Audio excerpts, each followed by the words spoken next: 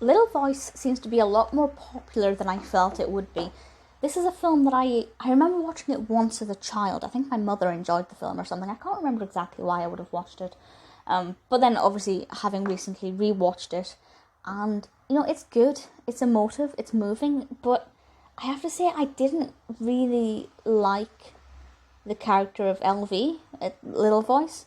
There was just something about her that I just didn't really get on board with, and obviously when the protagonist is not to your liking, it can kind of ruin an otherwise really good narrative. So the film was released in 1998, directed by Mark Herman, written by Herman and Jim Cartwright, and stars Jane Horrocks as Little Voice, as well as Ewan McGregor and Brenda Blethyn. Michael Caine's in this, Jim Broadbent. We have a really brilliant supporting cast here, so that's definitely a pull factor and something that I was really pleased with. It was also nominated for an Oscar. It was nominated for the Best Actress in a Supporting Role for Brenda Blethyn. I am surprised, actually, that Jane Horrocks didn't get an Oscar nomination, because as much as I'm not really taken by the character of Little Voice, I did think that her performance was brilliant and really quite fantastic. But, the lack of nomination doesn't detract from that. The description from IMDb is as follows. A shy, reclusive lady is convinced by an invisible entity to sing. Subsequently, she finds herself noticed by a sleazy talent agent and her talent being showcased on stage. She also meets a kind but nervous man who becomes her best friend. Ultimately, this film is about Little Voice, who is, as I said, they're shy and reclusive. She doesn't really talk. She's very reserved. But she can express herself through song. And, obviously, you can tell straight away she doesn't think she's this fabulous singer, but she does have a voice.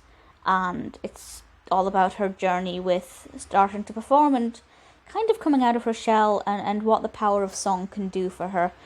If you are a singer, I expect you'll find it quite relatable, maybe. I'm not a singer.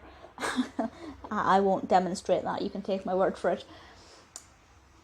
But I still really enjoyed the narrative itself. I thought the narrative was well developed. I thought it was a really interesting concept. I know that this is a pretty good thing on stage. A lot of people like to go and see this, and I think maybe seeing it live would be quite a different experience. But the film itself was alright. There's nothing about it that I would particularly say was unappealing to me. The narrative was interesting. It was well developed. I just think Little Voice as a character is somebody I wasn't that bothered by. I didn't really... No, I don't want to say I wouldn't have cared what happened to her. But I think for me it was the case of, well, I wish you the best, but I'm not that bothered.